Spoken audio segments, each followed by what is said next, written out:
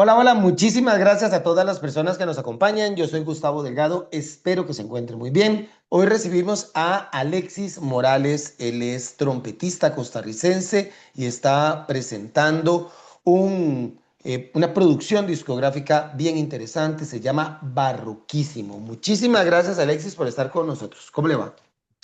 Don Gustavo, encantado. Muchísimas gracias por el espacio y por compartir un poco de lo que es este proyecto con usted y con todos los radioescuchas.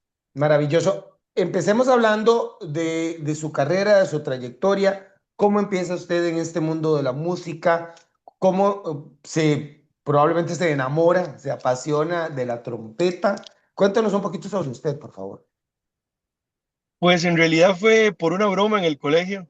Llegué a meterle un pedazo de plasticina a una trompeta que ven en el colegio por la campana.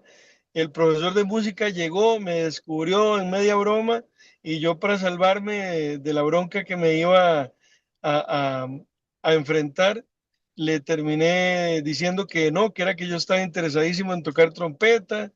Él se puso súper contento y me dijo, llévate la trompeta de una vez para tu casa. Oh. Y así fue como me terminé llevando una trompeta sin saber ni cómo sonarla, y en mi familia cero acercamiento a la música, pero bueno, mis papás vieron en eso una oportunidad para que yo hiciera algo productivo en ese momento.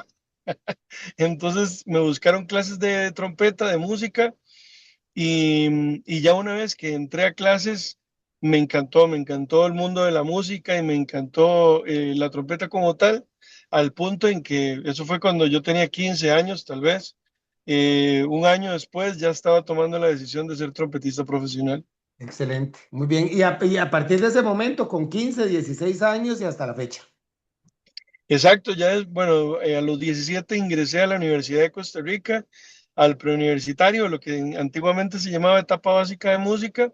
Hice mi bachillerato y mi licenciatura en trompeta en la Universidad de Costa Rica. Hice una especialidad en Italia, en Módena, y luego saqué mi maestría en Madrid, en la Escuela Superior de Música Reina Sofía. Muy bien. Ahora, em, aquí para poder sobrevivir, voy a decirlo así, ¿verdad? En el mundo de la música uno se tiene que jugar entre lo popular y tal vez lo clásico. ¿Le ha tocado a usted esa circunstancia? Tal vez estar en grupos un poquito más de música popular, tropicalona y también estar como esto que me imagino que va orientado hacia la música barroca. Absolutamente, absolutamente, por supuesto. Además de que yo creo que es parte del arraigo que tenemos como costarricenses y como latinoamericanos. Sería, sería, yo creo, muy ingrato negar nuestra música, nuestros orígenes. Por ejemplo, una época me tocó trabajar de extra con la Orquesta Sinfónica Nacional durante toda la temporada, y yo salía del teatro y salía por la puerta de atrás, me quitaba el traje, el saco o el frac, y de una vez me cambiaba de mariachi para seguir tocando el resto de la noche mariachi. Mariachi. Eh, También trabajé en sonoras, eh, conocí prácticamente todos los salones de baile de este país. Qué bueno. eh, Trabajé con La Solución, trabajé con Eric Sánchez, orquesta. Eric es tal vez uno de los mejores representantes, digo yo ya, a nivel público de trompetista, ¿verdad? Y usa Absolutamente. estos sombreros también, Eric. Sí, sí, sí.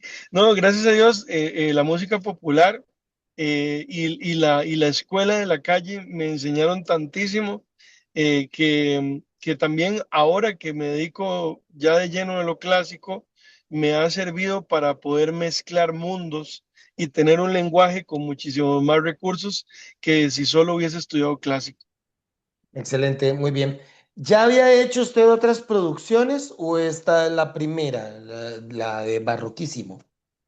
No, ya había hecho producciones discográficas. De hecho, mi primer disco es uno que se grabó para la Universidad Nacional, de una colección de boleros costarricenses y de música costarricense que se arregló para trompeta y piano, pensado como para hacerlo en teatros, como para escenarios ya de este tipo. y que se publicó un libro con todas las partituras de estos boleros arreglados por un músico impresionante de este país que es Allen Torres. Y de eso se hizo un disco completo. Después hice un disco de boleros, no solo costarricenses, sino también del repertorio universal, pero Ujú. para trompeta y guitarra. Y he participado en una cantidad bastante importante de producciones discográficas.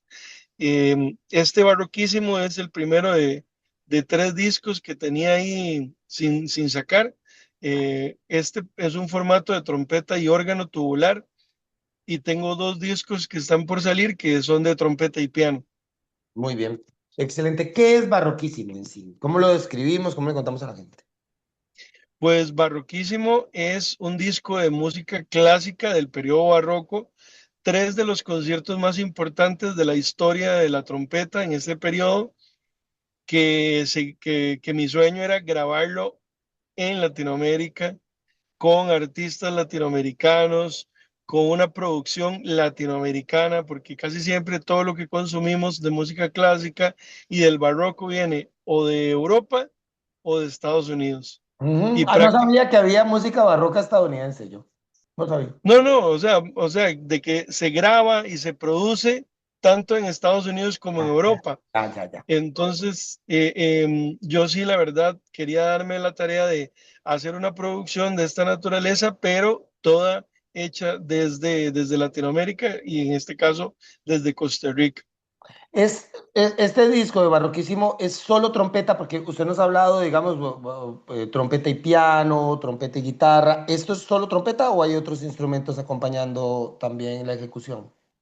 Es de trompeta y órgano tubular, que es una de las particularidades que lo hace más especial, porque en este momento Costa Rica solo tiene tres órganos tubulares que funcionan en todo el país, lamentablemente, porque antes tenía muchísimos más, pero ahora solo sobreviven el de la Catedral Metropolitana de San José, el de la Basílica de Los Ángeles, que está restaurado, y el que en todo momento se ha mantenido en funcionamiento, que es el órgano de la Iglesia de las Mercedes de Grecia, que aparte, ahí fue donde yo lo grabé, el disco, porque la iglesia, aparte de tener un órgano en perfectas condiciones, antiguo, muy, muy antiguo, de 1884, la iglesia es toda construida de metal, entonces tiene una acústica perfecta, inmejorable para una grabación de esta naturaleza. Ok, sí, yo me quedé, la verdad no soy experto, pero me imaginé que el órgano tubular es ese órgano de las iglesias. Ok, ¿qué tan complicado es adaptar esta música? Creo que el barroco nunca se pensó para ser ejecutado en trompeta, ¿verdad? Yo lo relaciono más, bueno, lo relaciono sobre todo con Bach, entonces lo pienso en piano, voy por partes, lo pienso más en piano. ¿Cómo fue entonces ese proceso de introducir la trompeta en este género musical? Pues en realidad el barroco fue la época dorada para la trompeta. Ay, a la pucha, yo estaba más perdido que Chiquito la Llorona. Sí, exactamente, Yo porque pensé que era para piano. No. no, no, no, la trompeta como se asoció directamente a la monarquía. Entonces, y la monarquía, la época dorada de la monarquía fue el barroco. De hecho, los trompetistas eran los únicos artistas que eran considerados parte de la corte y tenían un estatus totalmente distinto. Eran los que mejor ganaban salarialmente hablando, eran los únicos que podían montar a caballo, eran los únicos que eran considerados parte de la corte, los únicos que podían portar sombreros con plumas. Por eso es que siempre que se ve una pintura o una ilustración en el barroco, de un trompetista, es muy probable que lo vean montando a caballo y con un sombrero con plumas, Mm. porque eso era un símbolo absoluto de su estatus. En el barroco se escribieron más de 250 conciertos para trompeta. Oh, eh, ya, qué perdido que com- andaba yo. Compositores como Vivaldi le escribieron para trompeta, el papá de Mozart, Leopold Mozart, escribió para trompeta, Bach escribió muchísimo para trompeta, de hecho uno de sus conciertos brandenburgueses, el Brandenburgo número 2, es para trompeta. Bach, de hecho, Johann Sebastian Bach escribía la trompeta de primera en sus partituras porque él decía que la trompeta era el instrumento más cercano a Dios. Entonces, más bien el barroco se convierte en la época dorada de la trompeta. Ya después en el clásico es cuando sí sufrimos muchísimo porque se da la caída de las monarquías Ah, y con la caída de las monarquías escribir para trompeta era un insulto absoluto. porque estaba Entonces, relacionado, porque cae la monarquía y el instrumento como tal estaba relacionado con todo este tema de la realeza y exactamente. nobleza, la nobleza. Si pasamos de tener más de 250 conciertos en el barroco a tener un concierto en el clásico y hacia finales del clásico. Oh, ok. Bueno, ¿y por qué nace la idea suya precisamente de hacer un trabajo en música barroca acá en Costa Rica? Pues primero, cuando uno se dedica a la música clásica, sobre todo trompetísticamente hablando, se tienen que aprender a tocar diferentes tipos de trompeta. Mm, Una de esas trompetas es la trompeta piccolo, que se desarrolló y se especializó en el repertorio barroco. Es la trompeta con la que yo siempre he sentido más afinidad, que me he sentido con una fortaleza importante. Yo estudié con uno de los mejores picolistas del mundo, y ese repertorio representa un reto técnico e interpretativo enorme, para cualquier artista, para cualquier trompetista. Entonces, era un sueño, porque yo cuando empecé en lo de la música clásica, yo escuchaba horas y horas de discos de trompetistas europeos tocando repertorio barroco, los conciertos barrocos, y yo empecé a soñar en tener mi propio disco tocando ese tipo de repertorio, pero con ese aliciente de no grabarlo en Alemania, no grabarlo en Francia, no grabarlo por allá, sino que grabarlo aquí en Costa Rica. Fue un reto enorme porque, por ejemplo, en Costa Rica no hay organistas profesionales. Entonces, yo grabado un proyecto bastante interesante, parecido a esto, pero en México, en la Catedral Metropolitana de la Ciudad de México. Entonces hablé con el organista de allá, lo invité a grabar este proyecto y él es efectivamente el organista que graba este disco aquí en Costa Rica. Fue una locura porque teníamos que grabar por las noches porque la iglesia es una iglesia en funcionamiento.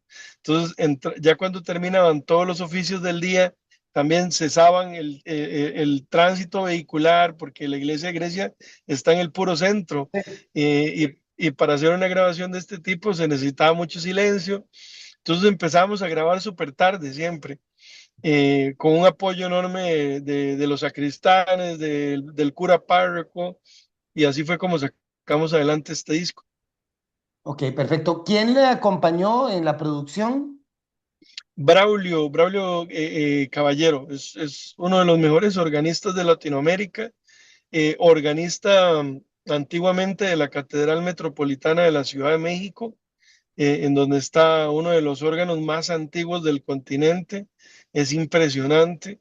Allí habíamos desarrollado un proyecto para la catedral, y ahí fue donde trabajé con él, vi la clase de profesional que es, y ahora que quise desarrollar este proyecto en Costa Rica, lo invité para que grabara conmigo.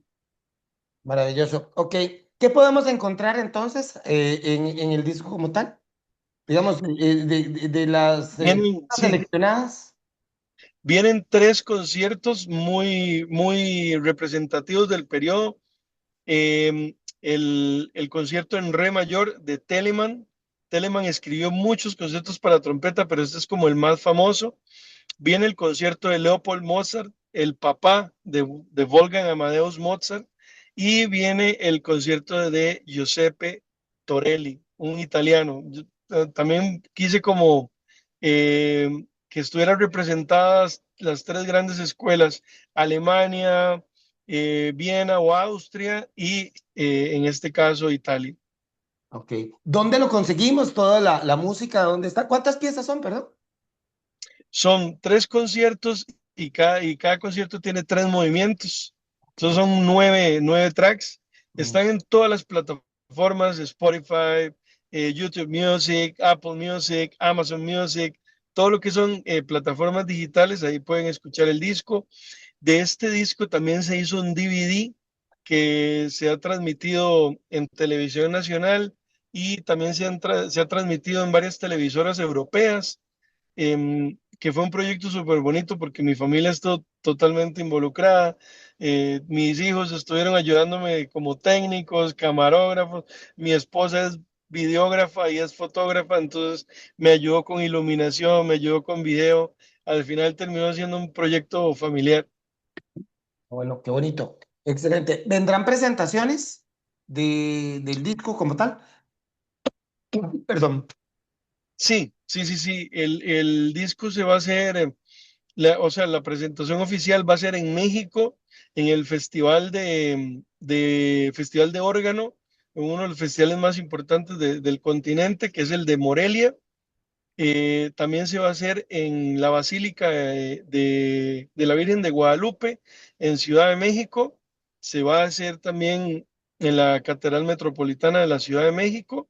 Y luego de eso esperamos para inicios del próximo año hacer un par de conciertos aquí en Costa Rica y luego ya hacer una gira en Europa, ya con el disco como tal.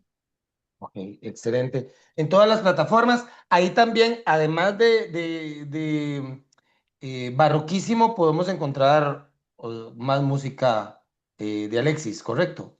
De Alexis Morales. Efecti- sí, efectivamente, bueno, yo he tratado como de grabar todo tipo de música, hice un pequeño EP con Joaquín Iglesias en donde grabamos tres temas, y este disco de trompeta y guitarra con boleros, de música de repertorio universal, más lo que venga ahora, el último disco de Joaquín Iglesias que se llama México, que tiene muchísima trompeta, entonces ese disco lo sacamos como un proyecto también, de colaboración, y además, o sea, casi que he tratado como de grabar un poquito de todo, no solo clásico, sino estar a la orden de la música, del otro lado del Atlántico y de este lado del Atlántico. Muy bien, pues muchos éxitos, Alexis, de verdad, vamos a estar muy pendientes de las presentaciones y de otras actividades que tenga usted. Yo no he tenido la oportunidad, tengo que ser honesto, de escuchar Barroquísimo, pero por supuesto que nos vamos a poner al día con esto y muchos, de verdad, muchos éxitos, muy amable. Muchísimas gracias, don Gustavo, por el espacio y por su calidad humana y profesionalismo. Claro, con muchísimo gusto y a las personas que han estado con nosotros también, que sigamos apoyando la música nacional y que estén muy bien. Hasta pronto, chao.